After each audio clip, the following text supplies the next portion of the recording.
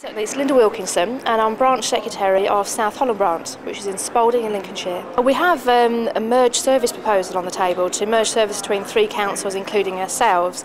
That's still ongoing, but one of the biggest points was outsourcing 5 of the leading services. So that's benefits and revenues, customer services, HR, IT and finance. That's all our frontline staff. And we had a proposal given to us, a tribal proposal. Basically we had to fight to get a copy of it. We got it very late in the day. The informal and formal consultation really didn't happen, and the tribal report suggested that council employees weren't able to offer the services and that outsourcing was the only option and financially a much better option. And that's what we had to fight. We basically didn't agree with the information in the report. A lot of the information, the basic accountancy information and information about resources and staffing was flawed, was incorrect. We challenged it with the powers that be, who basically ignored our challenges. They organised workshops with staff to put their views across what they thought could be the best way forward. These were organised at very late in the day. Staff weren't allowed to be released by senior managers, so the representation there was not trade union, it wasn't staff, it was a number of senior managers. And the feeling was generally that the report was a fait accompli. It was decided, there was no area for us to negotiate. As a union branch, we're relatively new and inexperienced, so it's a very scary thing to think that we actually had any area of expertise or where we could make any changes.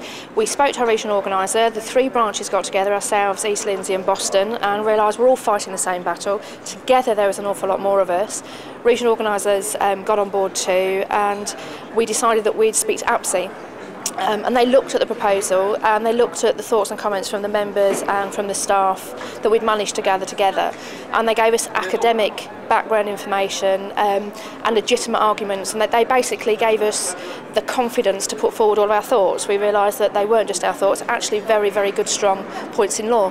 The APSI report, along with the staff and the increased membership for union, went forward to the chief exec and the members and our leaders.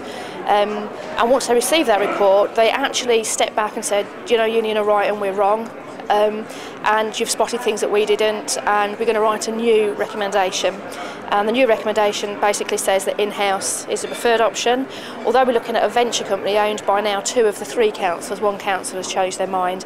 That company will be wholly owned by the 2 organisations, staff will be two-peed across, and there's a lot more protection for staff. We've been in post coming up now a couple of years, and we've brought a couple of older committee members back with experience. The rest of the committee are very young, very inexperienced, we were all relatively untrained.